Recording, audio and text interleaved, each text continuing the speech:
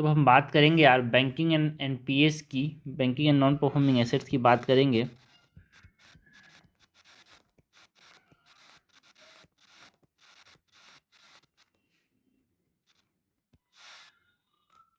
So banking and non performing assets के अंदर सबसे पहले तो हम बात करेंगे अबाउट इंडियन फाइनेंशियल सिस्टम की।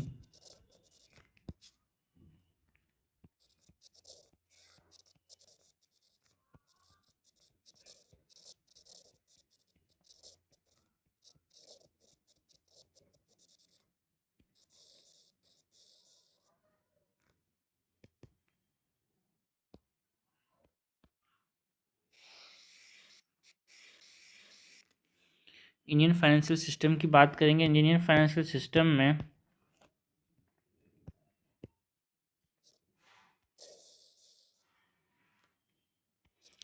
यहाँ पे हमारे पास बैंक्स होते हैं and non banking financial institutions होते हैं।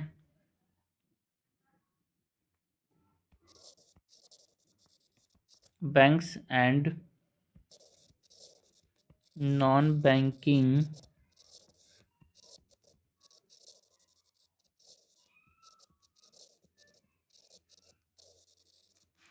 इंस्टीट्यूशंस, ठीक है। एंड बैंक्स के अंदर हम बात करें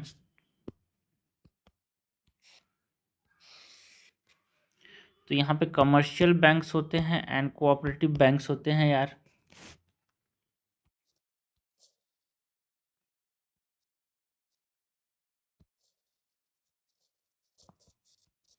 कमर्शियल बैंक्स होते हैं एंड कोऑपरेटिव बैंक्स होते हैं।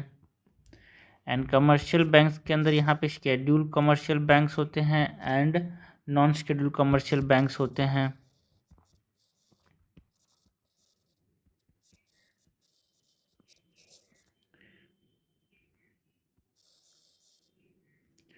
कोऑपरेटिव्स की बात करें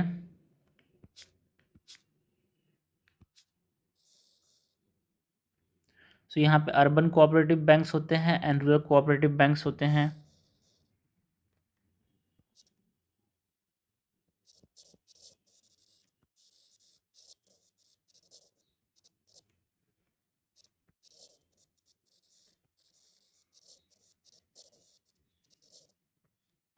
एंड जो अर्बन कोऑपरेटिव बैंक्स हैं यहाँ पे schedule urban cooperative banks and non schedule urban cooperative banks होते हैं।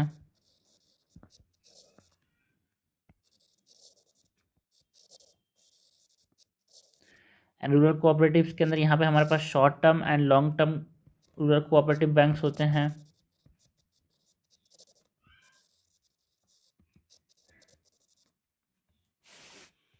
ये जो NBFCs हैं और NBFIs हैं, नॉन बैंकिंग फाइनेंशियल इंस्टीट्यूशंस की बात करें तो इसमें यहाँ पे हमारे पास 4 तरह के बैंक्स आते हैं। एक DFIs आते हैं यार, development finance institutions and NBFCs non banking financial companies आते हैं। Primary dealers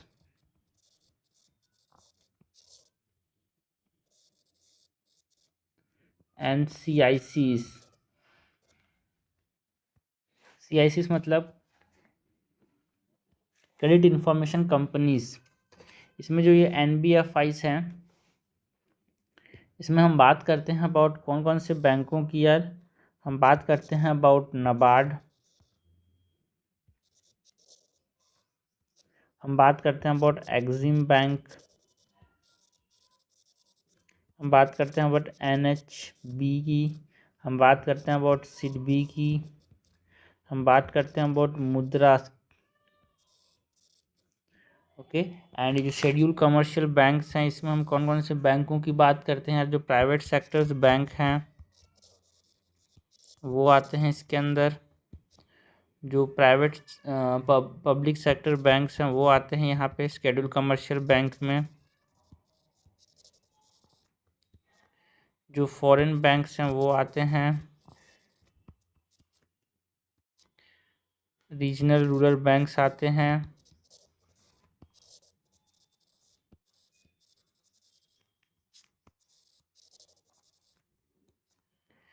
payments bank. धीरे धीरे हम सारे बैंकों की बात करेंगे। Small finance bank. तो ये सब क्या के अंदर आते हैं? शेड्यूल कमर्शियल बैंक्स के अंदर। नॉन शेड्यूल कमर्शियल बैंक्स में हमारे पास local area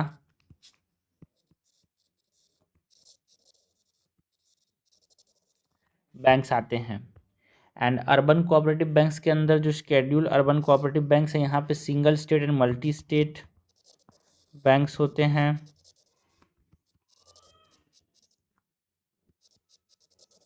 and non schedule urban cooperative banks में भी दो तरह के होते हैं, single state and multi state, जो एक स्टेट में काम करे एंड जो बहुत सारे स्टेट में काम करते हैं। एंड जो short term rural cooperative banks हैं, उसमें हमारे पास तीन तरह के बैंक्स आते हैं यार mainly, that is STCB, DCCB सब की बात करेंगे, एंड PACS। लॉन्ग टर्म में हमारे पास जो बैंक्स आते हैं ये SCARDB एंड PCARDB, ये सबों की बात करेंगे डिटेल में, बट एक क्लासिफिकेशन देखना बहुत जरूरी है। तो हमने बात किया अबाउट इंडियन फाइनेंशियल सिस्टम की, banks and non banking financial institutions में यहाँ पे क्लासिफाइड हैं। बैंक्स में commercial banks, cooperative banks, commercial banks में शेड्यूल कमर्शियल बैंक्स में public sector banks, private sector banks, foreign banks, regional rural banks, payment banks, small finance banks, and non schedule में local area banks. Cooperatives के अंदर urban cooperatives, rural cooperatives, and urban cooperatives में schedule and non schedule, and rural cooperatives में short term and long term. Non banking financial institutions में NDFIs आते हैं, जिसमें NABARD, EXIM bank, NHB, SIDBI, MUDRA, and non banking financial companies आते हैं, primary dealers आते हैं यहाँ पे। नाउ सबसे पहले तो यहाँ पे हम बात करेंगे अबाउट शेड्यूल कमर्शियल बैंक्स की बात करेंगे। सबसे पहले स्टार्टिंग से जो चीज़ें हमने क्लासीफाई किया उसको धीरे धीरे हम पे आगे बढ़ते जाएंगे, देखते जाएंगे क्या क्या चीज़ें हैं यहाँ पे। तो सबसे पहले तो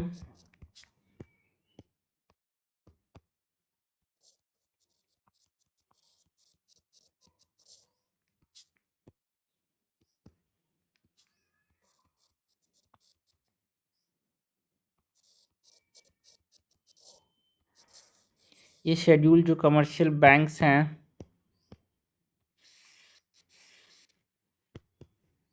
इसकी बात करेंगे। एंड ये शेड्यूल कमर्शियल बैंक्स हैं, इसमें क्या क्या चीज़ें आती हैं यहाँ पे? ऐसे बैंक्स जो कि second schedule of the RBI act of 1934 में मेंशन्ड है, उसको शेड्यूल कमर्शियल बैंक्स बोलते हैं यार। They are listed in the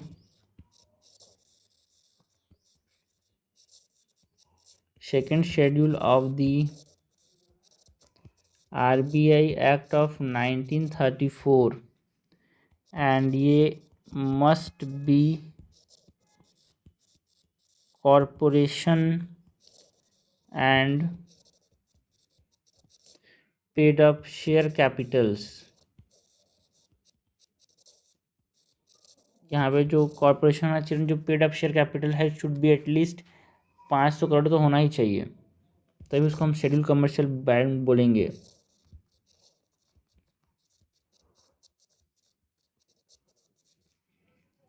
end it is required to maintain a reserve requirement with RBI as per the RBI act of 1934। जो reserve requirement है ना भाई, इसको हम क्या बोलते हैं? CRR, जो कि पैसा किसके पास रखना पड़ता है? RBI के पास। वो यहाँ पे इट इज़ रिक्वायर्ड, जो शेड्यूल कमर्शियल बैंक्स हैं वो required to maintain reserve requirement with RBI as per the RBI Act of 1934। So schedule commercial bank किसको बोलेंगे? जो कि second schedule of the RBI act of 1934 में मेंशन्ड है। And जो पेड अप शेयर कैपिटल है वो कितना होना चाहिए भाई? शेड्यूल कमर्शियल बैंक होने के लिए 500 करोड़ तो होना ही चाहिए। एंड इनको क्या करना पड़ता है? रिजर्व रखना पड़ता है किसके पास? RBI के पास, जो RBI एक्ट है 1934 के अकॉर्डिंग जितना परसेंट वो बोले। ये हो गया, हमने बात की वो शेड्यूल कमर्शियल बैंक्स की। Now non schedule commercial banks किसको बोलेंगे?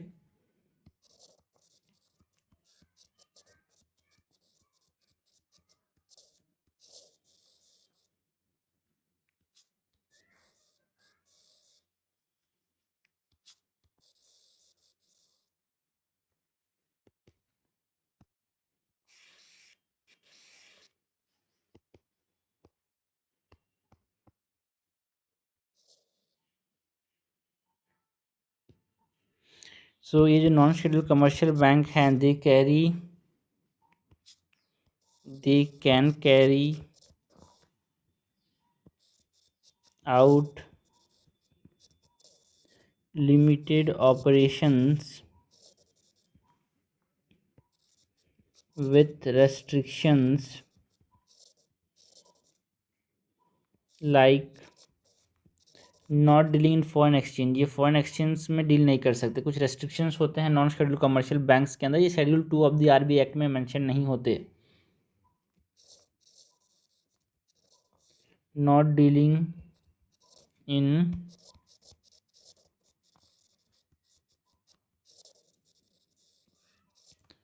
Foreign exchange and non-scheduled commercial bank, they need to maintain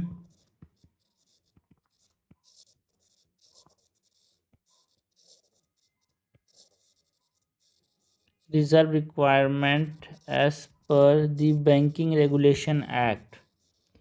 तो जो आरबीआई एक्ट के अकॉर्डिंग किसको रखना पड़ता है, शेड्यूल कमर्शियल बैंक को, एंड जो बैंकिंग रेगुलेशन एक्ट के अकॉर्डिंग जो रिजर्व रखना पड़ता है वो नॉन शेड्यूल कमर्शियल बैंक्स को।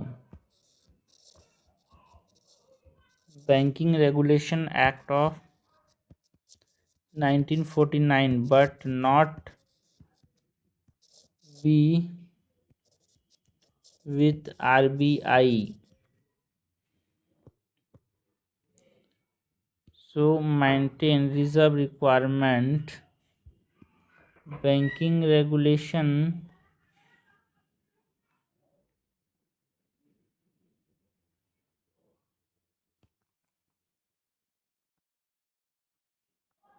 ये हमने बात की वो नॉन शेड्यूल कमर्शियल बैंक्स की।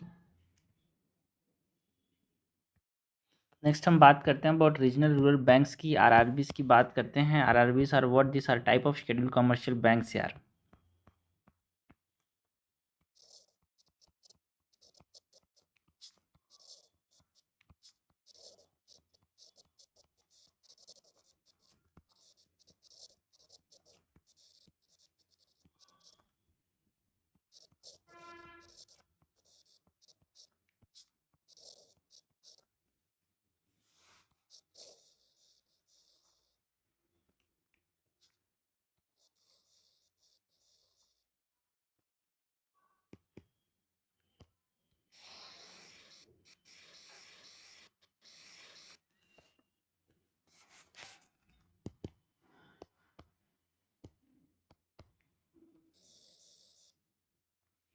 सो ये जो रीजनल रूरल बैंक है इट इज़ एस्टेब्लाइज्ड इन 1975। यार जो रीजनल रूरल बैंक एक्ट है 1976 का, उसके अंदर यहाँ पे इसको एस्टेब्लाइज किया गया था। established in 1975 under the Regional Rural Bank Act of 1976। Objective क्या है, रीजनल रूरल बैंक्स का ऑब्जेक्टिव क्या है, to develop rural economy by providing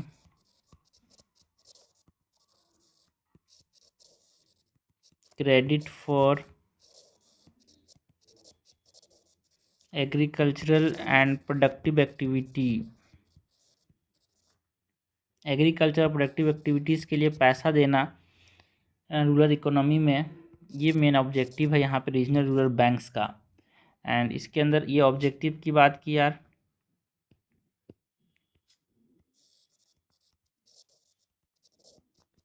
objective के बाद अगर हम बात करें ओनरशिप की, सो ओनरशिप में जो सेंट्रल गवर्नमेंट है रीजनल रूरल बैंक्स का 50% ओनर है। फिर कंसर्न जो स्टेट गवर्नमेंट है जो कि वहाँ जहाँ भी ये प्रेजेंट है वो 15%, एंड कुछ स्पॉन्सर बैंक्स होते हैं इसके साथ जुड़े वो 35% की ओनरशिप रखते हैं।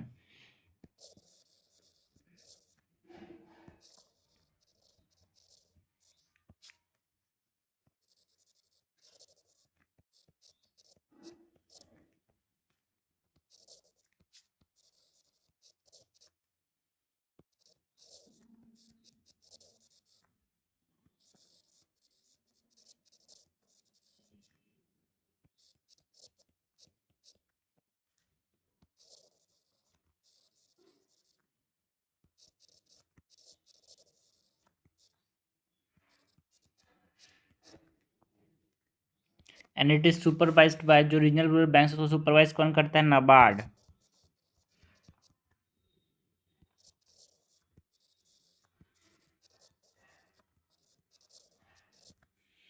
ओके, तो ये हमने बात की about what rural regional rural banks की। नेक्स्ट हम बात करें about the small finance bank की, which are a type of what? Small finance bank और type of schedule commercial bank. तो ये स्मॉल फाइनेंस बैंक क्या होते हैं भाई?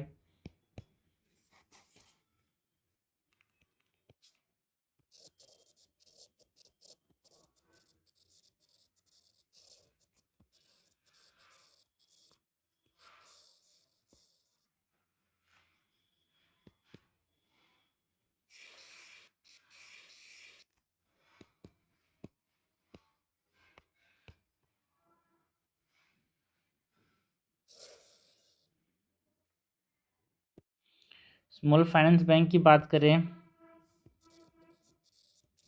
It focused on basic banking activities, deposits and lending to underserved sections like small business, marginal farmers,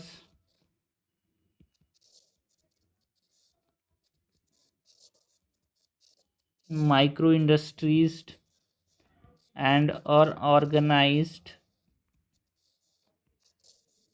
sector entities। Small finance bank जो है, इनका कोई जियोग्राफिकल रेस्ट्रिक्शन नहीं होता,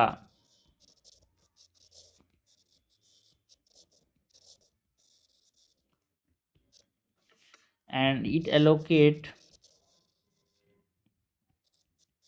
75%। जो स्मॉल फाइनेंस बैंक होते हैं वो 75% जो लोन देते हैं, क्रेडिट देते हैं, वो ऐसे सेक्टर को देते हैं जो कि प्रायोरिटी सेक्टर लेंडिंग के अंदर आता है, जो कि आरबीआई ने क्लासीफाई किया है। Allocate 75% of total credit to sectors eligible for priority sector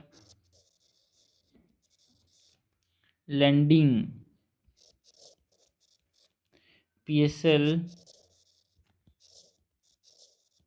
classification by RBI।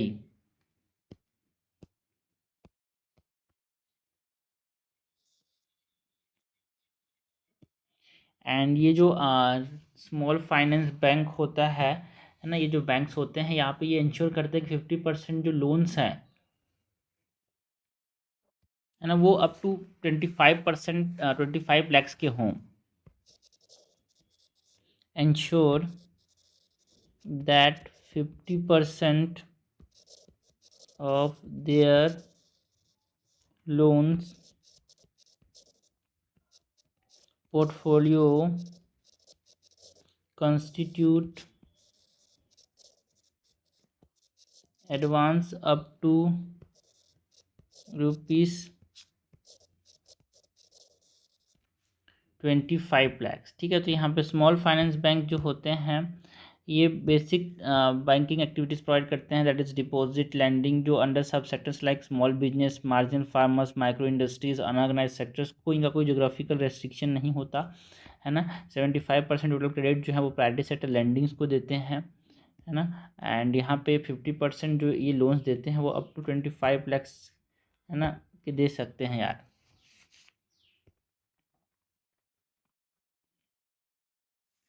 ना इसके बाद हम स्मॉल फाइनेंस बैंक का हम बात करें अबाउट पेमेंट्स बैंक की। तो पेमेंट्स बैंक भी क्या होते हैं? शेड्यूल कमर्शियल बैंक्स के अंदर आते हैं, आरबीआई के सेक्रेटरी शेड्यूल 2 में आते हैं ये। 5 करोड़ तक का यहाँ पे क्या होता है, इनका एनुअल क्रेडिट होता है ना। शेड्यूल कमर्शियल बैंक का शेयर कैपिटल जो है 5 करोड़ तक का होता है। इनको अपना रिजर्व भी रखना पड़ता है आरबीआई के साथ। ठीक है, तो हम पेमेंट बैंक की बात करें, so which are also type of schedule commercial banks. जैसे हमने सुना होगा Airtel payment banks. So payments bank की बात करें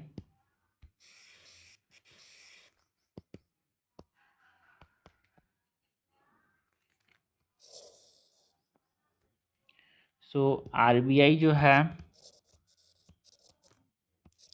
set a ₹2 lakhs cap on individual customer deposit to target the, है ना, 2 लाख यहाँ पे कैप रखा है किसी भी इंडिविजुअल कस्टमर में, वो डिपॉजिट कर सकता है जो इकोनॉमिकली वल्नरेबल्स हैं उनको देखते हुए यहाँ पे ये आरबीआई ने सेट किया है।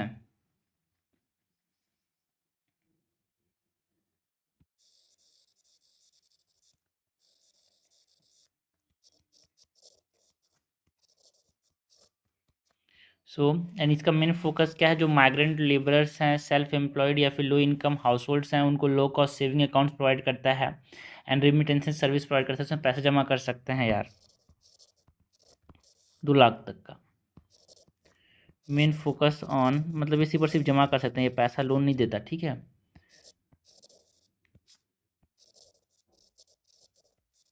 माइग्रेंट लेबरर्स,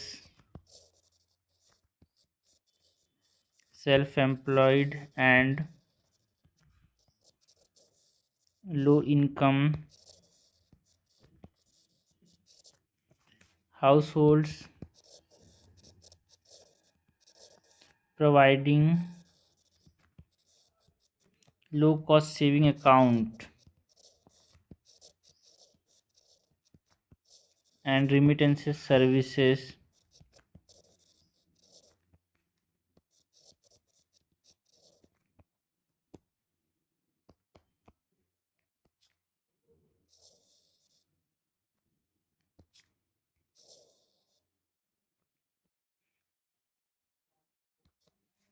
सो इसके बाद जो payment bank they are restricted to accepting only demand deposit, saving and current account ही खुला सकते हैं, ये कोई लैंडिंग या फिर क्रेडिट कार्ड इस्तेमाल इशू नहीं कर सकते। ये इंपॉर्टेंट है, बार बार क्वेश्चन पूछा था। पेमेंट्स बैंक जो है सिर्फ पैसा यहाँ पे आप डिपॉजिट कर सकते हैं, यहाँ से पैसा नहीं ले सकते उधारी में। So payment banks is restricted to allowed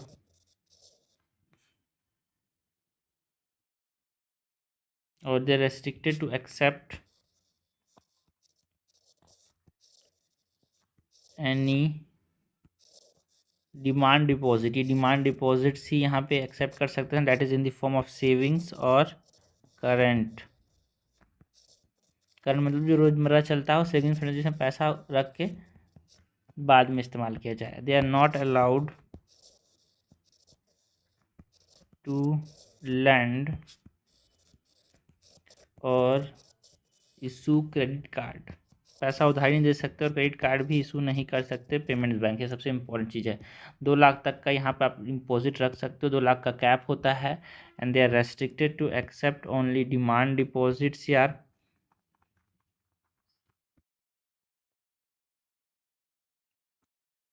and यहाँ पे they embrace mobile technology for efficient service delivery, ठीक है। मोबाइल टेक्नोलॉजी का इस्तेमाल करते हैं, लाइक हमारे पास एयरटेल बैंक याद रखना, पेमेंट बैंक में एयरटेल पेमेंट बैंक याद रखना, सब चीज़ आसान क्लियर हो जाएगा यार। सबसे इंपॉर्टेंट जो क्वेश्चन बनता है कि क्या ये इशू कर सकते हैं क्रेडिट कार्ड, नहीं। क्या ये लोन दे सकते हैं, नहीं। याद रखना भाई, पेमेंट्स बैंक जो है इसके बाद क्वेश्चन पूछा जाता है। नाउ पेमेंट्स बैंक पर हम बात करें नेक्स्ट लोकल एरिया बैंक्स की, ठीक है। Local area banks are what, this are local area banks are non schedule commercial banks, ठीक है। ये शेड्यूल के अंदर मेंशन नहीं है, शेड्यूल 2 के अंदर, and they are maintain to reserve requirement maintain रखना पड़ता है according to the banking regulation act, ठीक है, नॉट अंडर द आरबीआई यार, ठीक है। और ये फॉरेन एक्सचेंज यहाँ पे डील नहीं करते यार, लिमिटेड ऑपरेशंस है नॉन शेड्यूल कमर्शियल बैंक्स का, नॉन शेड्यूल कमर्शियल बैंक्स की बात कर रहे हैं, तो इसमें लोकल एरिया बैंक्स आते हैं।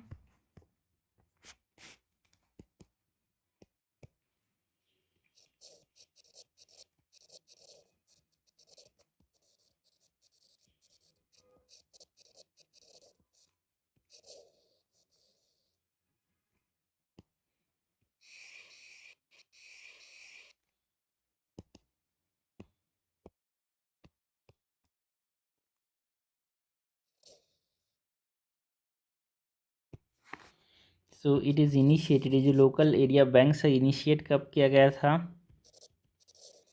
Initiated in 1996 under the government of India scheme, under a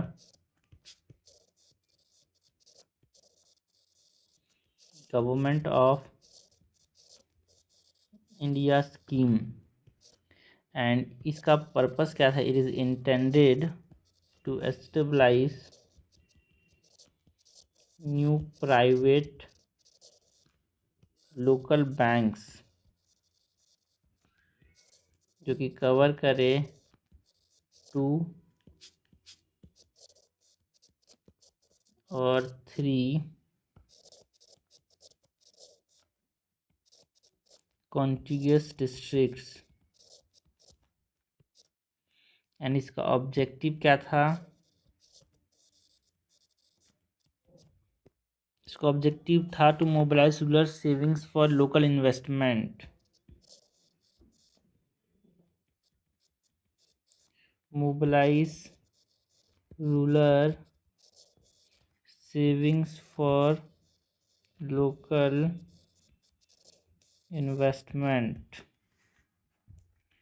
local जो रूरल लोग हैं पैसा जो रखते हैं उसको आप यहाँ पे इस बैंकों में जमा करो और उसको हम यहाँ पे लोकली इन्वेस्ट करके पैसा को इस्तेमाल करेंगे। And it is only for, यहाँ पे आज के ज़माने में यहाँ पे एग्जिस्ट करते हैं यार, जिसमें coastal local area banks Vijayawada में है। एग्जाम्पल के तौर पे only for exist functioning as non-scheduled banks, like for example coastal local area bank in Vijayawada Andhra Pradesh. ठीक है, तो ये जो लोकल एरिया बैंक्स होते हैं ये 1996 में गवर्नमेंट ऑफ इंडिया स्कीम के अंदर इसको बनाया गया था। यहाँ पे 2 और 3 कॉन्टिग्यूअस डिस्ट्रिक्ट्स को ये कवर करते हैं आसपास के। अभी तो यहाँ पे इनका मेन ऑब्जेक्टिव क्या है? रूरल सेविंग्स को एक तरह से इस्तेमाल करके लोकल इन्वेस्टमेंट करना। एंड अभी 4 ही हैं भाई इंडिया में, ज़्यादातर जो है नॉन शेड्यूल से शेड्यूल में बदल गए हैं। बट यहाँ पे एग्जाम्पल के तौर पर हम बात करते हैं about the coastal local area banks in Vijayawada Andhra Pradesh. Next हम बात करते हैं अबाउट द कोऑपरेटिव बैंक्स की।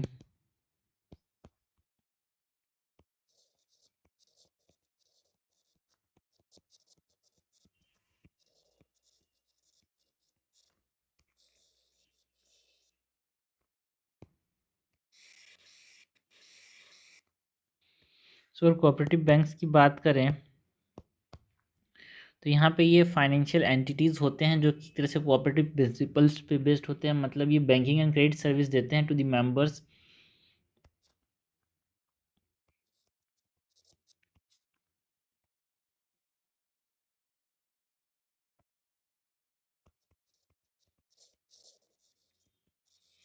सहायता करने के लिए। ठीक है, कोऑपरेटिव एंटिटीज़ और financial entities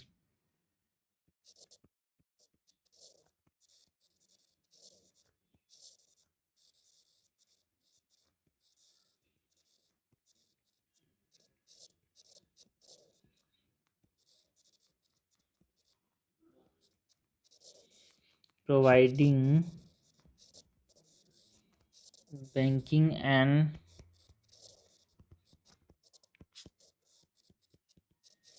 credit service to members. And ये जो कोऑपरेटिव बैंक्स हैं भाई, इसमें हमारे पास मेन मेन फंक्शंस की बात करें तो डुअल रेगुलेशन देखने को मिलता है।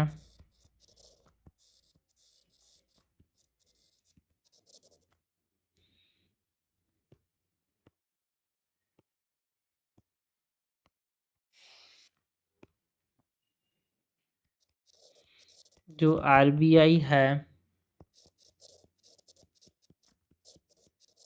इसका सुपरवाइजरी एंड रेगुलेटरी अथॉरिटी का काम करता है यहाँ पे।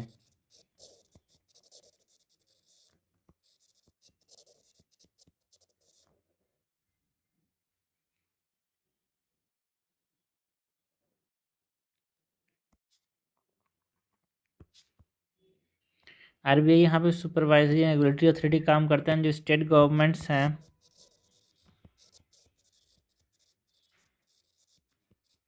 वो मैनेजमेंट एंड ऑपरेशनल ओवरसाइट करते हैं, मैनेजमेंट एंड ऑपरेशन को देखते हैं कोऑपरेटिव बैंक्स में।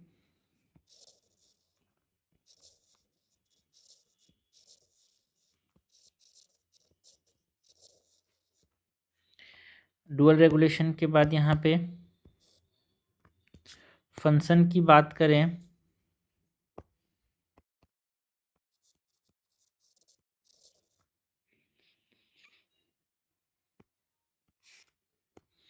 सो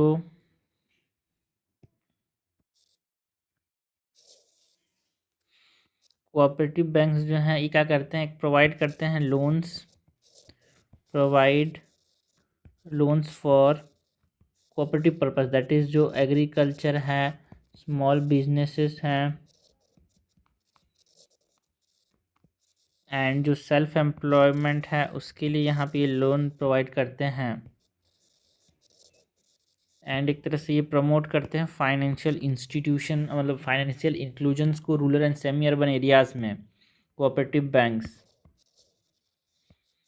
promote financial inclusion in rural and semi urban areas.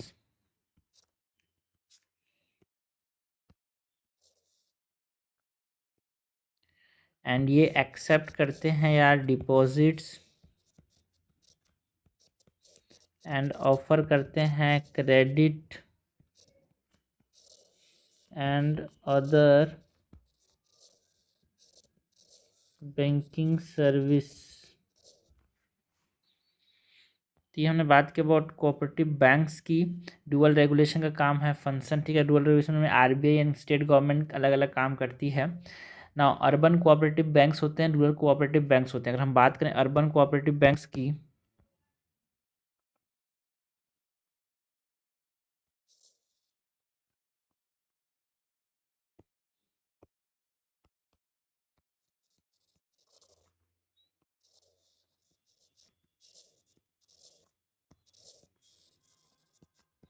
जिनको यूसीबीज कहते हैं, अर्बन कोऑपरेटिव बैंक्स। ये जो अर्बन कोऑपरेटिव बैंक्स हैं दे आर नोन, किस लिए जाना जाता है भाई अर्बन कोऑपरेटिव बैंक्स को? They are known as primary cooperative banks, known as primary cooperative banks।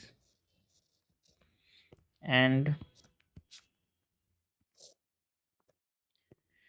यहाँ पे ये क्या करते हैं, जो अर्बन कोऑपरेटिव बैंक्स हैं दे रेगुलेशन है ना, इनका जो रेगुलेशन है it varies based on the registration under the state government cooperative societies act और the multi state cooperative societies act. Main तो काम हमको पता है यार, लोन्स प्रोवाइड करते हैं agriculture, small business and self employment के लिए।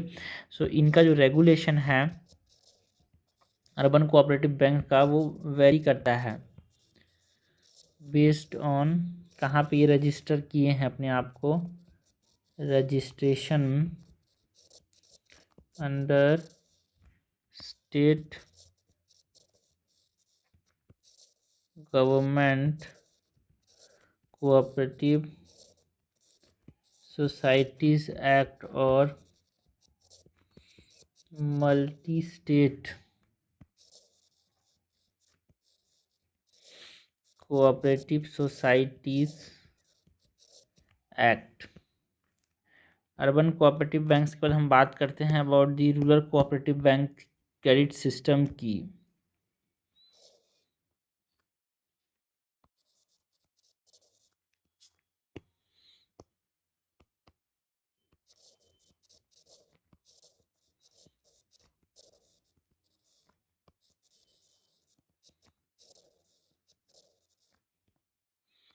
रूरल कोऑपरेटिव क्रेडिट सिस्टम की बात करें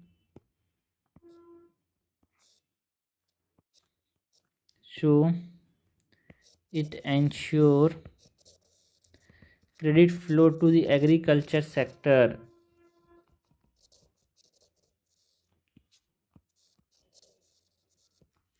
एंड ये सुपरवाइज कौन करता है भाई इसको? जो रूरल क्रेडिट सिस्टम है उसको सुपरवाइज करता है NABARD. Rural cooperative credit system जो है it is supervised by NABARD. And जो आरबीआई है, नाबार्ड का फुल फॉर्म क्या है भाई? National bank for agriculture and rural development. तो यहाँ पे जो आरबीआई है it delegated its supervisory power किसको दिया है भाई? नाबार्ड को दिया है। एंड जो registrar of cooperative societies of the state वो उसके पास इसको सुपरवाइज करते हैं।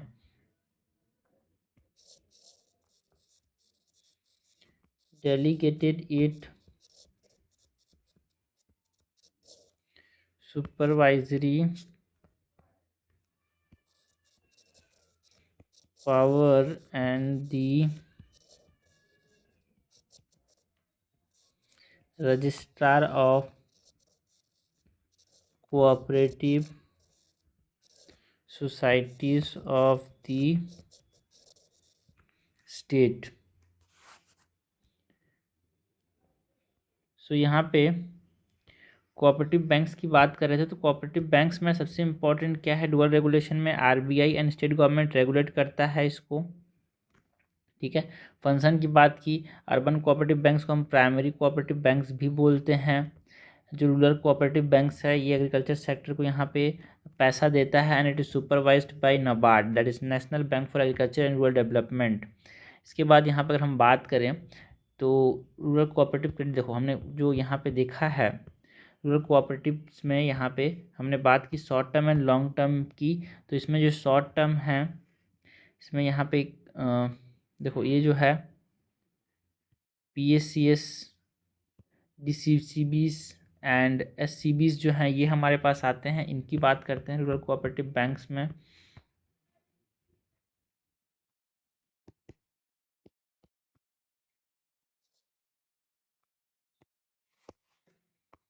सो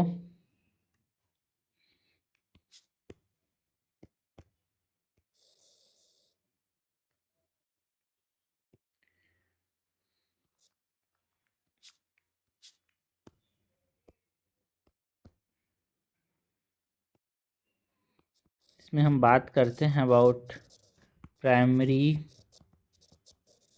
एग्रीकल्चर क्रेडिट सोसाइटीज़ की,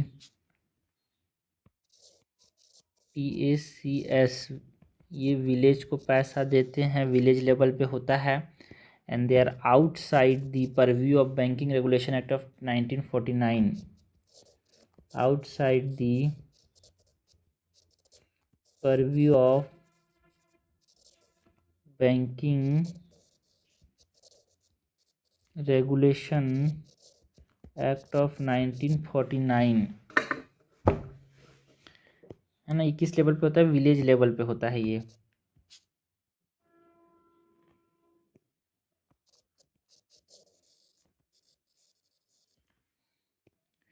इसके बाद हमारे पास डिस्ट्रिक्ट लेवल में कौन होता है भाई? डिस्ट्रिक्ट सेंट्रल कोऑपरेटिव बैंक, जिसको हम बोलते हैं DCCBs, जो कि किस लेवल पे होता है? District level.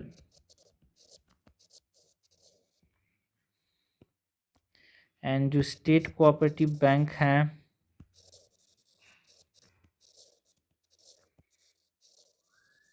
जिसमें हम बात करते हैं SCBs की, ये स्टेट लेवल पे होता है। SCBs, DCCBs एंड PSCs की बात की भाई। So PSCs are primary agriculture credit societies are outside the purview of banking regulation act of 1949। तो ये हमने बात की अबाउट द कोऑपरेटिव बैंक्स की, ओके। डुअल रेगुलेशन क्या था, इसका फंक्शन की बात की, अर्बन कोऑपरेटिव बैंक्स की बात की, रूरल कोऑपरेटिव क्रेडिट सिस्टम की बात की।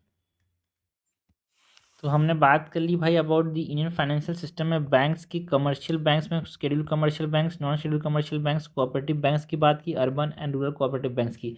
अब हम बात करेंगे about non banking financial institutions की।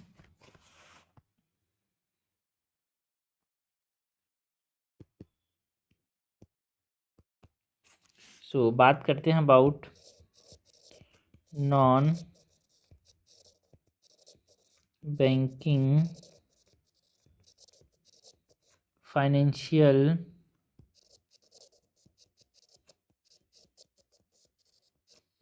इंस्टीट्यूशंस की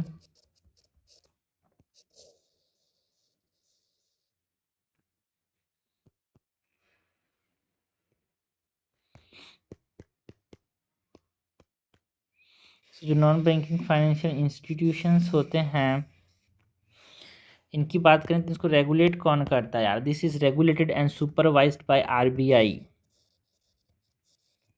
regulated and supervised by RBI. यानी यहाँ पे हमने देखा क्या होते हैं भाई नॉन, यहाँ पे हमारे पास टीएफआईज होते हैं, यहाँ पे एनबीएफसीज होते हैं, प्राइमरी डीलर्स होते हैं, सीआईसीज होता है। सबसे पहले ऑल इंडिया फाइनेंशियल इंस्टीट्यूशंस की बात करते हैं। ऑल इंडिया फाइनेंशियल इंस्टीट्यूशंस में कौन कौन आता है भाई? यहाँ पे जो कि ऐसे सेक्टर्स जो कि लॉन्ग टर्म फाइनेंसिंग के लिए इस्तेमाल किए जाते हैं, लाइक डेवलपमेंट फाइनेंस इंस्टीट्यूशंस भी के नाम से भी जाना जाता है, डीएफआईज के नाम से भी जाना जाता है, जिसमें हम बात करेंगे अबाउट व्हाट, नाबार्ड की, एक्सिम बैंक की, एनएचबी की, सिडबी की, मुद्रा की। So this are also known as development finance institutions.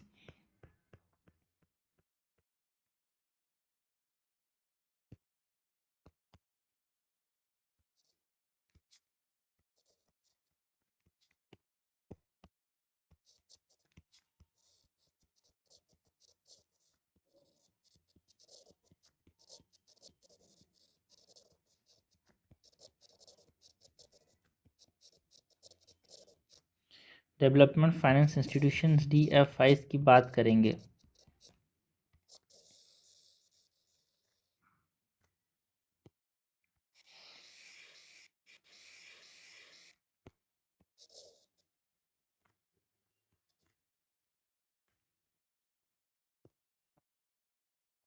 सो जो डीएफआईज होते हैं ये sector specific long term financing करते हैं यार।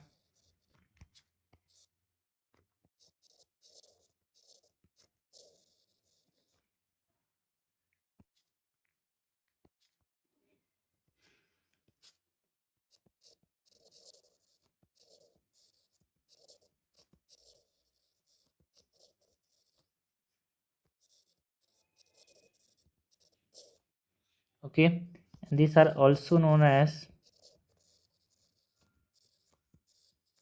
All India Financial Institution, AIFI के नाम से भी जाना जाता है इनको।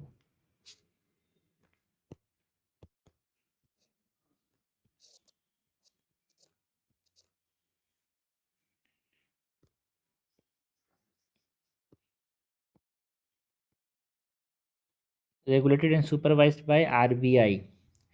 नेक्स्ट के अंदर जो डेवलपमेंट फाइनेंशियल इंस्टीट्यूशन है, अगर हम बात करेंगे अबाउट नाबार्ड की, नेशनल हाउसिंग बैंक की, एसबी एक्सिम बैंक की, सिडबी की।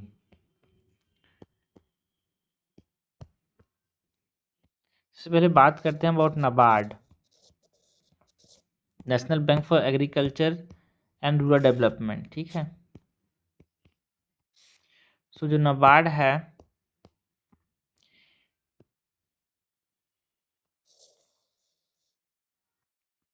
ये किसके अंदर बनाया गया? Under the national bank for agriculture and rural development act of 1981 के अंदर बनाया गया था यार।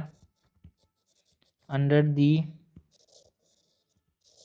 National bank for agriculture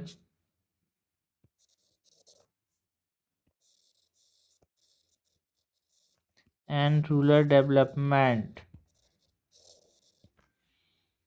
act of 1981 and it provides credit for promoting agriculture. नाम में ही समझ आ रहा है फॉर एग्रीकल्चर, तो एग्रीकल्चर को प्रमोट करने के लिए, स्मॉल स्केल इंडस्ट्रीज को प्रमोट करने के लिए,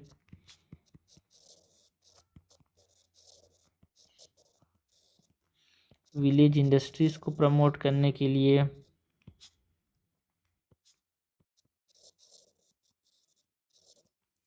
हैंडीक्राफ्ट्स को प्रमोट करने के लिए ये क्रेडिट देता है, पैसा देता है भाई उनको लोन के फॉर्म में। And also rural economic activities के लिए।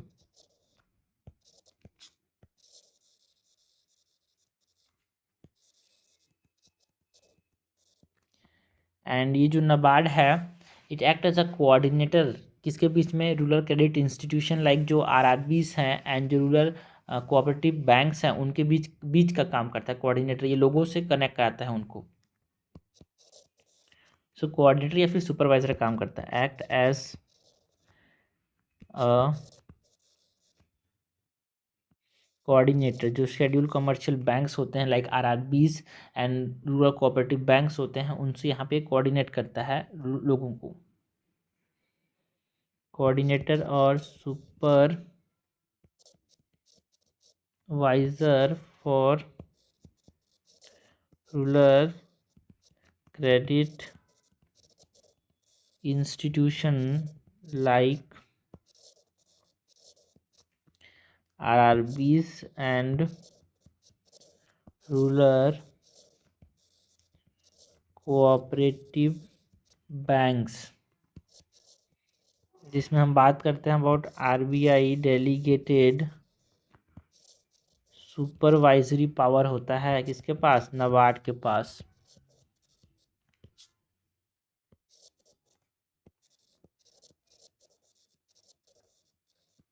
ओके एंड ये जो नाबार्ड है does not provide direct credit to the individual level है ना, बट एक तरह से ये इनडायरेक्ट फाइनेंशियल असिस्टेंस प्रोवाइड करता है through refinancing to the institution जो कि सपोर्ट करते हैं रूरल सेक्टर को। डायरेक्ट फाइनेंसिंग नहीं, बीच का बिचौला जैसे काम करता है, ये पैसा देने वाले को कनेक्ट कराता है लोगों से। So does not provide direct credit at the individual level but offers indirect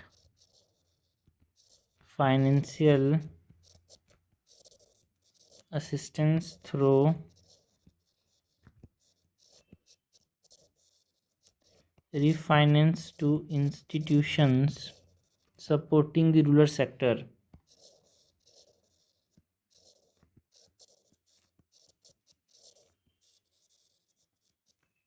and it provide एक तरह से डायरेक्ट फाइनेंस भी प्रोवाइड करता है to the institution which is approved by the central government, provides direct finance to institution approved by the central government। ये हमने बात की अबाउट व्हाट नाबार्ड की, तो नाबार्ड यहाँ पे national bank for agriculture and rural development act of 1981 के अंदर बनाया गया था। It is the national bank for agriculture and rural development के नाम से आया था, फुल फॉर्म है नाबार्ड का। एंड ये क्या करता है, प्रमोट करता है एग्रीकल्चर को, क्रेडिट देता है उनको, ठीक है। स्मॉल स्केल इंडस्ट्रीज़ को क्रेडिट देने में हेल्प करता है, विलेज इंडस्ट्रीज़ को क्रेडिट देने में हेल्प करता है, हैंडीक्राफ्ट्स जो है ना प्रमोट करता है, रूरल इकोनॉमिक एक्टिविटीज़ को एक तरह से क्रेडिट देने में हेल्प करता है, बीच का एक मीडिएटर से काम करता है, यार जो रीजनल रूरल बैंक्स हैं, क्रेडिट कोऑपरेटिव बैंक्स हैं, उनको कनेक्ट करता है लोगों से, ठीक है। ये हमने बात की about the development financial institution की अंदर नाबार्ड की। नेक्स्ट हम बात करते हैं अबाउट एग्जिम बैंक, एग्जिम नहीं, नेशनल हाउसिंग बैंक की बात करते हैं।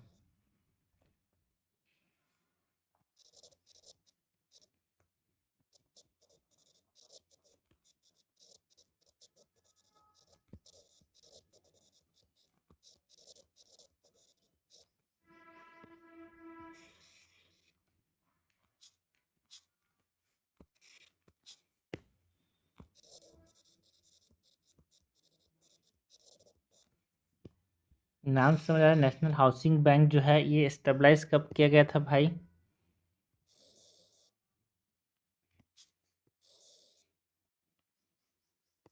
It is established in 1988 and under the national housing bank act. तो इस तरह से ये हाउसिंग फाइनेंशियल इंस्टीट्यूशन को है ना, कि एजेंसी है जो कि एनकरेज करता है हाउसिंग फाइनेंशियल इंस्टीट्यूशन को local level and regional level पे। तो ये डायरेक्टली लोन नहीं देता बट ऑफर एक तरीके से इनडायरेक्ट फाइनेंशियल असिस्टेंस। जब इतने भी जो नॉन बैंकिंग फाइनेंशियल इंस्टीट्यूशन है डायरेक्टली बैंक पैसा देने का काम नहीं करते बट डेवलपमेंट पे इंपॉर्टेंट एक कोऑर्डिनेटर जैसा बीच का क्रेडिट देने में हेल्प कराते हैं ये।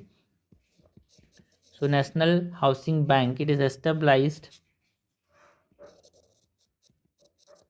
established in 1988 under the National Housing Bank Act of 1987 and ये की एजेंसी है यार टू एनकरेज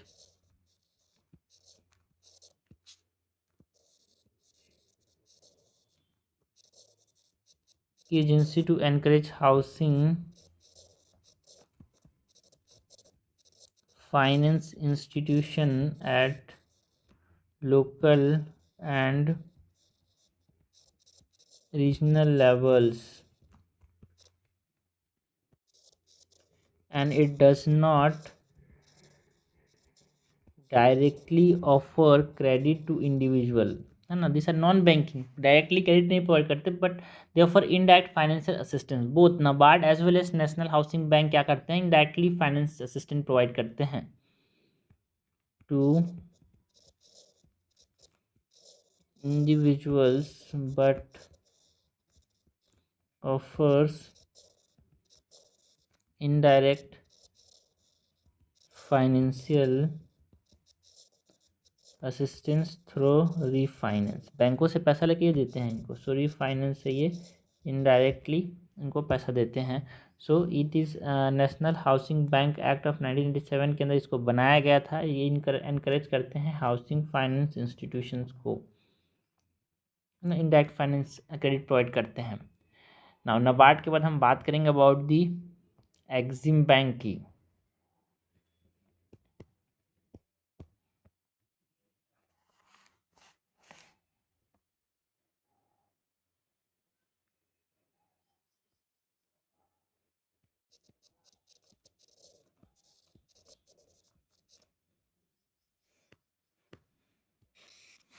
तो जो एग्जिम बैंक है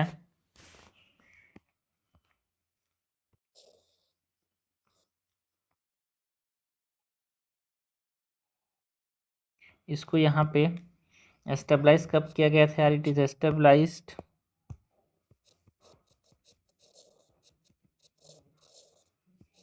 इन 1982 अंडर दी एग्जिम का फुल फॉर्म क्या है भाई, एक्सपोर्ट इंपोर्ट बैंक। नाम से समझ आ रहा है, export import bank of India act of 1981 से बनाया गया था इसको।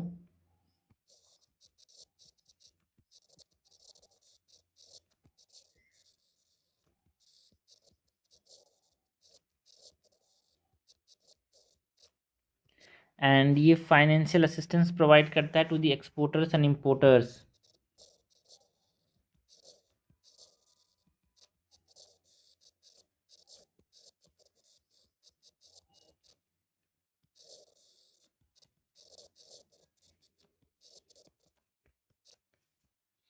And function as a primary financial institution का काम करता है, coordinating institution involve in financing. Function as the primary financial institution coordinating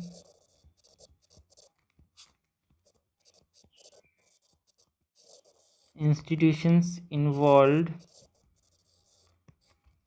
in financing and financing international trade। Primary financial institution जो कि क्या करता है, इंस्टीट्यूशन को जो कि फाइनेंशियल इंटरनेशनल एक तरह से इंस्टीट्यूशन से ट्रेड कर रहे हैं उनको बीच को जोड़ता है। EXIM bank export import bank, so it extend loans to overseas financial institution ना, रीजनल रूरल बैंक्स को पैसा दिलाने में हेल्प करता है। Sovereign governments and other entities जो कि importing goods and services from India, जो इंडिया से ले रहे हैं, उनको एक तरह से पैसा देने में हेल्प करता है। So extend loans to overseas financial institutions, regional development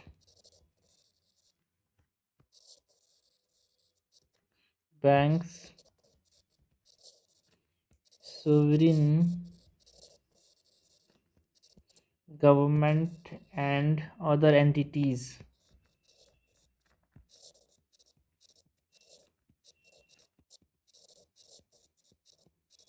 for importing goods and services from India. जो इम्पोर्ट कर रहे हैं उनको यहाँ पे एक तरह से लोन प्रोवाइड करता है, फाइनेंशियल इम्पोर्टर्स और एक्सपोर्टर्स दोनों को एक तरह से फाइनेंशियल असिस्टेंस प्रोवाइड करता है यार। ठीक है, बनाया किसके अंदर गया था इसको? 1982 में जो एक्सपोर्ट इंपोर्ट बैंक एक्ट है 1981 का, उसके अंदर बनाया गया था एग्जिम बैंक को। नेक्स्ट यहाँ पे हम डेवलपमेंट फाइनेंशियल इंस्टीट्यूशंस के अंदर जो कि NBFIs के अंदर आते हैं, उसमें हम बात करेंगे about small industries development bank की, सिडबीज की। तो बात करते हैं अबाउट स्मॉल इंडस्ट्रीज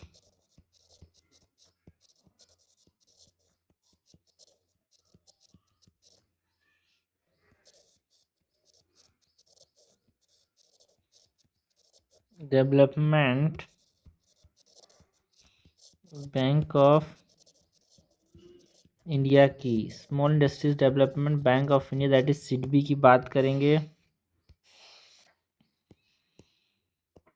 जिसमें ये जो सिडबी है ये small industries development bank, small industries development of India act of 1981 के अंदर बनाया गया था।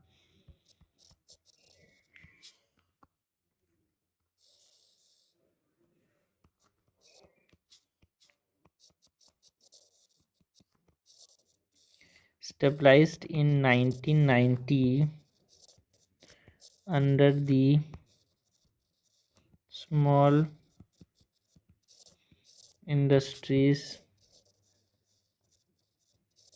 Development of India act of 1989। And ये मेन फाइनेंशियल इंस्टीट्यूशन है जो कि प्रमोट करता है फाइनेंसिंग एंड डेवलपमेंट, किसको? MSMEs को पैसा देता है भाई सिडबी। और MSMEs अभी हमारे बैकबोन है भाई इंडिया के ग्रोथ का, इसीलिए बहुत इंपॉर्टेंट हो जाते हैं, इसके बारे में पता होना अपने को। सो मेन फाइनेंशियल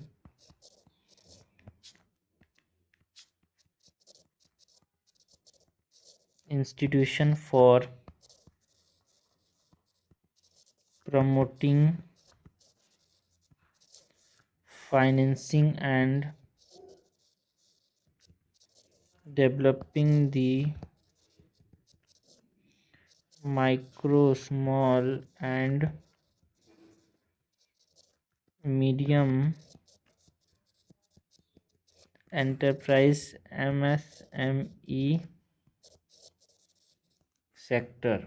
ठीक है, तो सिडबी जो है इसको small industries development of India act के अंदर 1989 में बनाया गया था। एंड ये MSMEs को मेन इंस्टीट्यूशन जो कि MSMEs को फाइनेंशियल इंस्टीट्यूशन मतलब फाइनेंसिंग प्रोवाइड करता है। सो ये हमने बात की अबाउट व्हाट, हमने बात की नॉन बैंकिंग फाइनेंशियल इंस्टीट्यूशन में नाबार्ड की development financial development finance institution DFIs की बात की, और DFIs के अंदर नाबार्ड की बात की, एक्सिम बैंक की बात की हमने, है ना, national housing bank and SIDBI की बात की। सो ये क्या था भाई? ये हमारे पास नॉन बैंकिंग फाइनेंशियल इंस्टीट्यूशन, हमने बात की DFI की। नेक्स्ट हम बात करेंगे नॉन बैंकिंग फाइनेंशियल कंपनीज की, प्राइमरी डीलर्स की, NCIC जो कि क्रेडिट इंफॉर्मेशन कंपनीज हैं उनकी। NBFCs की बात करते हैं, नॉन बैंकिंग फाइनेंशियल कंपनीज की।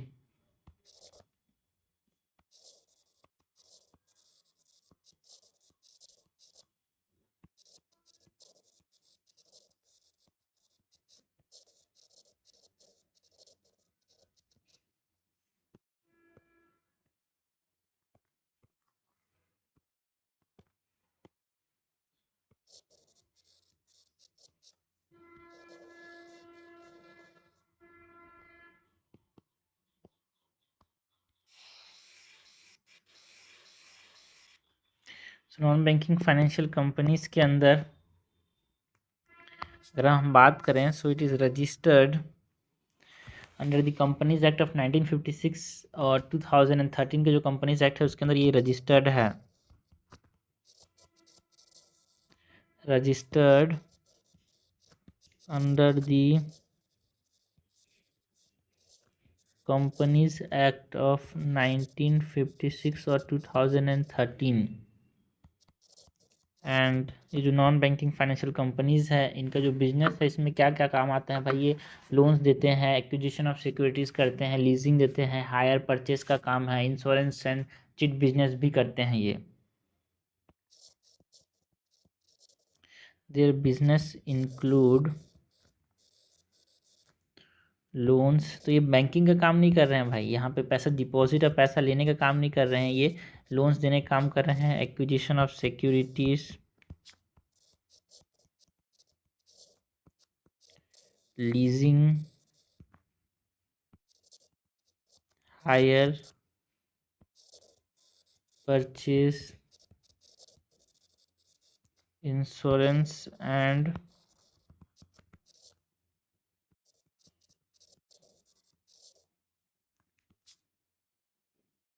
Chit business. एंड ये एक्सक्लूड करता है इंस्टीट्यूशन विच इज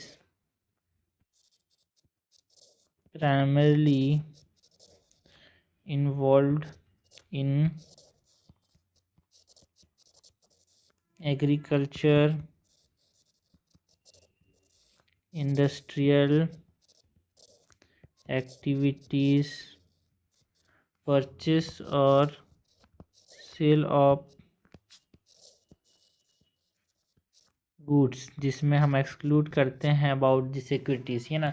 ये प्राइमरी इन्वॉल्व नहीं होता यार, एग्रीकल्चर में इन्वॉल्व नहीं होता, इंडस्ट्रियल एक्टिविटीज़ में इन्वॉल्व नहीं होता, है ना। परचेस या फिर सेल ऑफ गुड्स यहाँ पे इन्वॉल्व नहीं होता, एक्सेप्ट सिक्योरिटीज़ को तो परचेस और सेल करता है, और या फिर कोई सर्विस प्रोवाइड नहीं करता, इमूवेबल जो इमूवेबल प्रॉपर्टी ट्रांजेक्शन है उन सब चीज़ों पर ये इन्वॉल्व नहीं होता।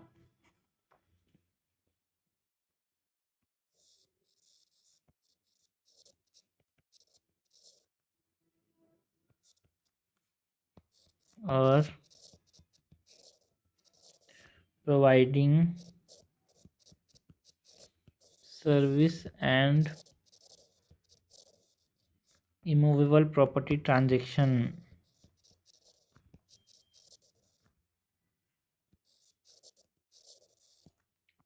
एक तरह से ये प्राइवेट सेक्टर एंटिटी ही है यार।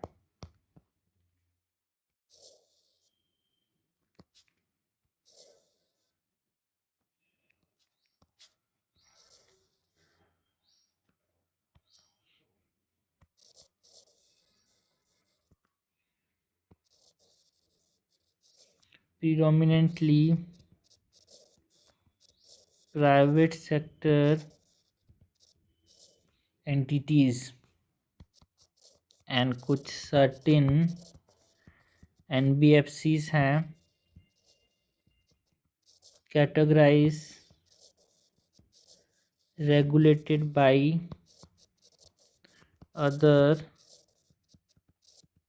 authorities। एग्जाम्पल के तौर पे SEBI, IRDA, ministry of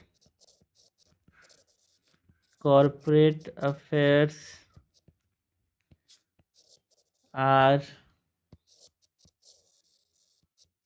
exempted from RBI registration। Okay, SEBI, IRDA, ministry of corporate affairs, ये हमारे पास इसके अंदर आते हैं भाई। मतलब ये सब एक्सेप्टेड हैं, ठीक है, from RBI registrations.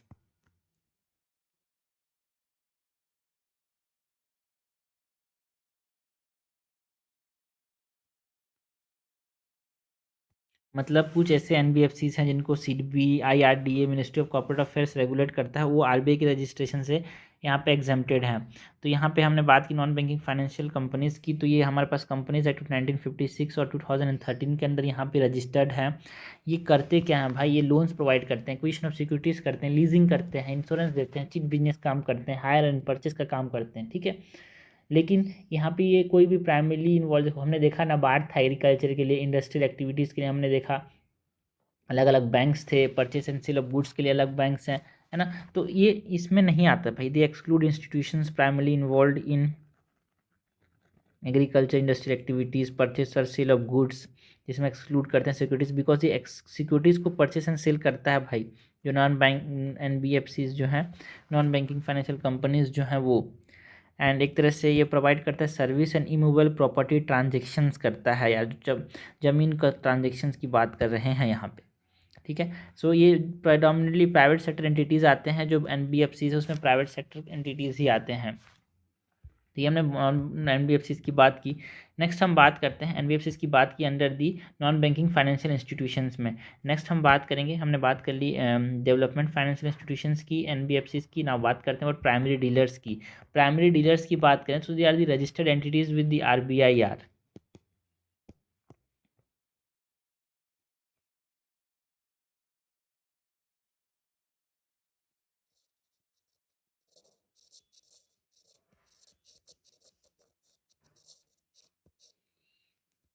Primary dealers short में बोले तो पीडीज, ये भी क्या है, नॉन बैंकिंग फाइनेंशियल इंस्टीट्यूशंस हैं। एंड ये जो प्राइमरी डीलर्स हैं दे are registered entities with the RBI and license है कि ये बाय कर सकते हैं, सेल कर सकते हैं गवर्नमेंट सिक्योरिटीज़ को।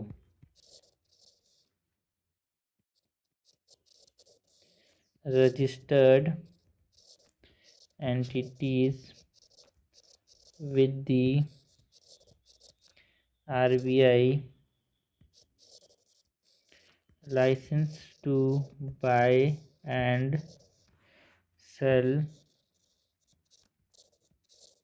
Government securities. एंड एक तरह से they acquire, primary dealers acquire करते हैं गवर्नमेंट सिक्योरिटीज़ को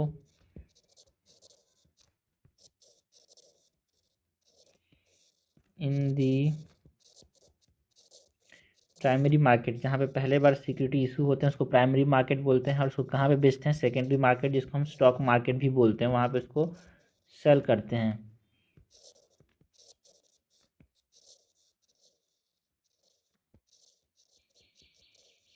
एंड एक तरह से वाइटल रोल दोनों मार्केट के बीच का बिचौला का काम करते हैं, ठीक है। दोनों मार्केट में एक इम्पॉर्टेंट रोल प्ले करते हैं, and playing a vital role in both market. Okay, so primary dealers की बात करें, so they are registered entities with RBI and they acquire government securities. So हमने बात कर ली यार नॉन बैंकिंग फाइनेंशियल इंस्टीट्यूशंस में about the development financial institution, NBFCs, primary dealers. Next हम बात करेंगे about the CIC, that is credit information companies की। सो बात करते हैं अबाउट क्रेडिट इंफॉर्मेशन कंपनीज की।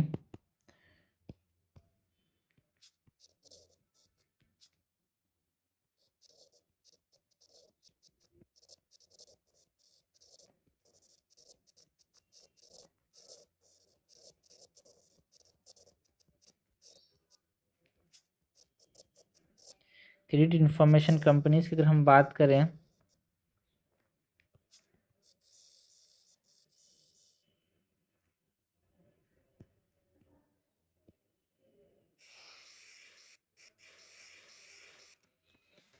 तो जो क्रेडिट इंफॉर्मेशन कंपनीज है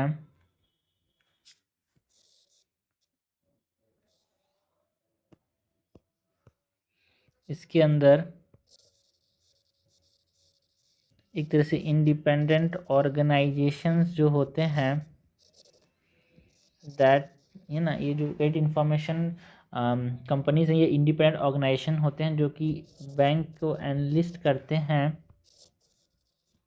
analyst bank, NB, non banking companies and financial institution as members. And ये जो क्रेडिट इंफॉर्मेशन कंपनीज हैं, they aggregate data and identity information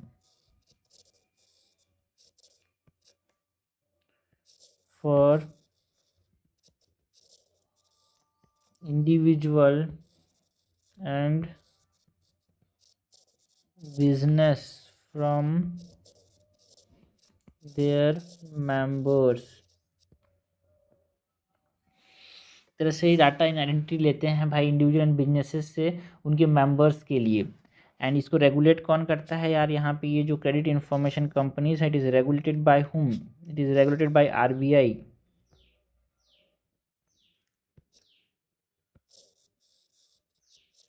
regulated by RBI under the Credit Information Companies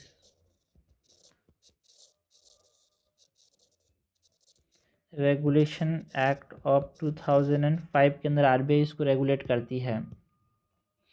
ठीक है, जो credit information companies है वो credit के regarding information provide करता है। ठीक है, अपनी डाटा लेता है, आइडेंटिटी लेता है, इन्फॉर्मेशन जो इंडिविजुअल्स से, तो बैंकों को, एनबीएफसीज को, फाइनेंशियल इंस्टीट्यूशन को एक तरह से मेंबर के तौर पे। नाम से समझ रहे क्रेडिट इन्फॉर्मेशन कंपनीज मतलब जो हम लोग सिविल स्कूल देखते हैं वो यहीं से आता है।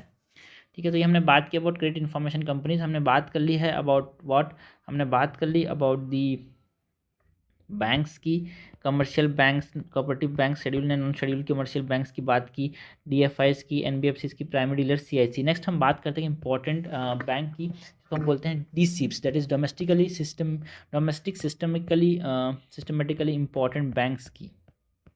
ये क्या होते हैं डीसिप्स, हमसे पूछा जाता है डीसिप्स के बारे में भी। सो डीसिप्स क्या होते हैं वो हम देखते हैं यार।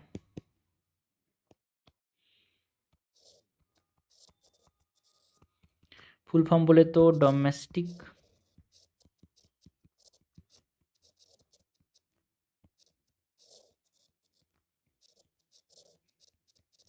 Systematically important banks.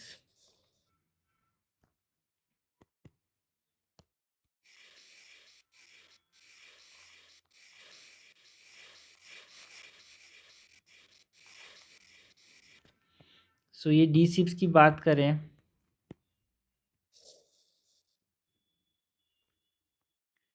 तो ये जो डीसिप्स होते हैं यार, यहाँ पे आरबीआई जो है इट आइडेंटिफाइज जो बहुत बड़े होते हैं, too big to fail banks, इतने बड़े होते हैं कि वो अगर गलती से भी ख़राब हो जाए, फेल हो जाए तो बहुत दिक्कत हो जाएगा। सो उनको यहाँ पे आरबीआई लेबल करता है them as domestic systematically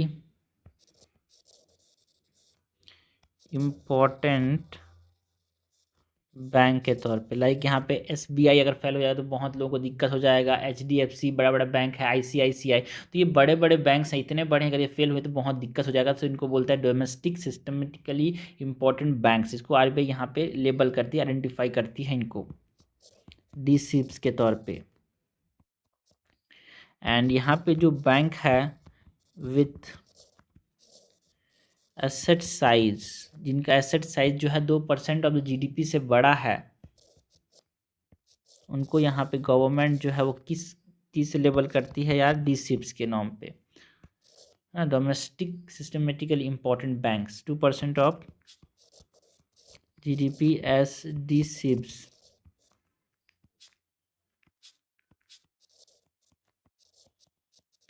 with the list updated, annually update करता है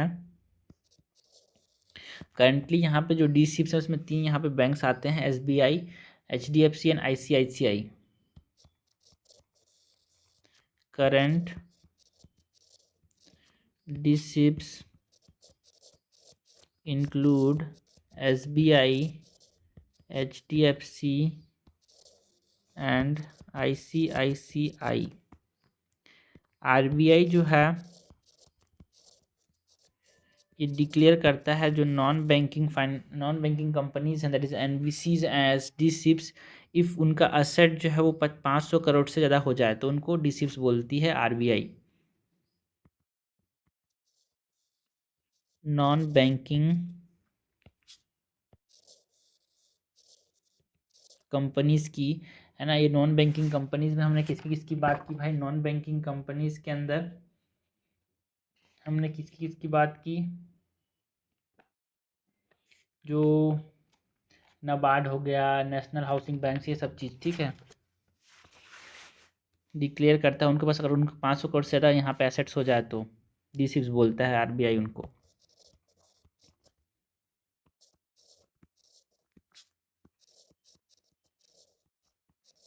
if their asset size exceeds ₹500 crore. जो IRDAI है,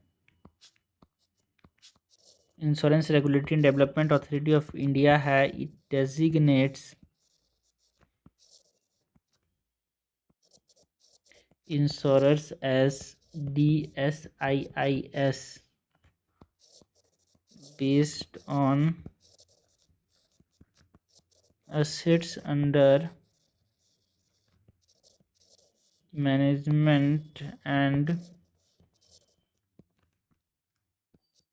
premium underwritten।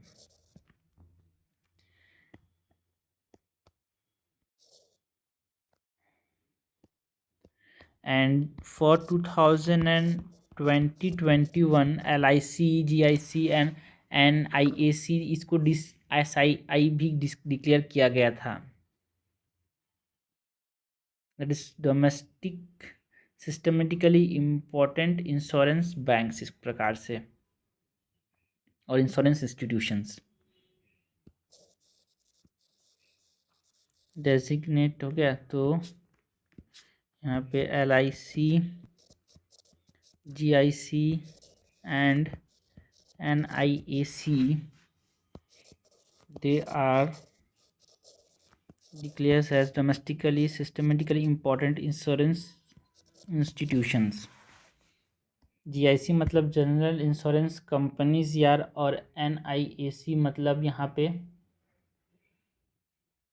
न्यू इंडिया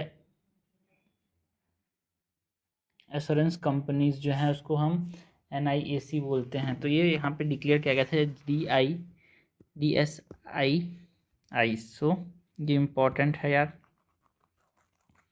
हमने बात की डोमेस्टिक सिस्टमेटिकली इम्पोर्टेंट बैंक्स की, इतने बड़े हैं कि ये फेल नहीं हो सकते, फेल हो गए तो दिक्कत हो जाएगा, बिकॉज ये 2% ऑफ द GDP है ना, इनका साइज जो है 2% ऑफ GDP से एक्सीड करता है। जैसे यहाँ पे इंडिया के अंदर SBI, HDFC एंड ICICI को DSIP यहाँ पे घोषित किया है RBI ने। एंड ऐसे कोई भी नॉन बैंकिंग कंपनी जिनका एसेट 500 करोड़ से ज़्यादा है उनको भी यहाँ पे RBI डिक्लेयर करती है एज दी DSIPs, है ना। एंड IRDAI जो इंश्योरेंस कंपनीज हैं उनको insurance regulatory and development authorities of India जो है वो domestic systemically important insurance institutions में यहाँ पे क्लासीफाई करती है, जिसमें LIC, GIC एंड NIAC जो है 2020-21 में यहाँ पे डिक्लेयर किया गया था। तो ये हमने बात की अबाउट बैंकिंग की, जिसमें हमने DSIPs की बात की, हमने बात की अबाउट क्रेडिट इंस्टीट्यूशन कंपनीज़ की, हमने बात की अबाउट प्राइमरी डीलर्स की, नॉन बैंकिंग फाइनेंशियल कंपनीज़ की बात की यार। उससे पहले है ना हमने डेवलपमेंट फाइनेंशियल इंस्टीट्यूशंस के अंदर हमने नाबार्ड की बात की, हाँ, national housing bank, Exim bank, SIDBI की बात की। तो ये सारे क्या हो गए? नॉन बैंकिंग फाइनेंशियल इंस्टीट्यूशंस हो गए। ये बैंकों का काम नहीं करते, पैसा लेने और देने का काम नहीं करते, बीच वाला ज़्यादातर काम करते हैं। It is regulated and supervise by RBI। उससे पहले हमने बैंकिंग में हमने बात की अबाउट शेड्यूल कमर्शियल बैंक्स की, हमने बात की नॉन शेड्यूल कमर्शियल बैंक्स की, हमने बात की about regional rural banks, small finance bank, payment bank, local area bank, cooperative banks में हमने देखा about urban cooperative banks, rural cooperative credit systems की बात की, क्या काम करते हैं, डुअल काम है भाई कोऑपरेटिव बैंक्स का, आरबीआई के अंदर सुपरवाइजरी एंड रेगुलेटरी अथॉरिटी है, state government management and operational oversight करता है। फंक्शन की बात की, एक तरह से small business, agriculture and self employment को यहाँ पे कोऑपरेटिव बैंक्स पैसा देने का काम करता है। बैंक से मतलब लेन देन करेंगे, नॉन बैंकिंग फाइनेंशियल इंस्टीट्यूशन मतलब बीच का काम करेंगे। ठीक है भाई, उससे पहले हमने क्लासिफिकेशन देखा इंडियन फाइनेंशियल सिस्टम कैसा होता है। तो ये हमने बात की अबाउट बैंकिंग यार।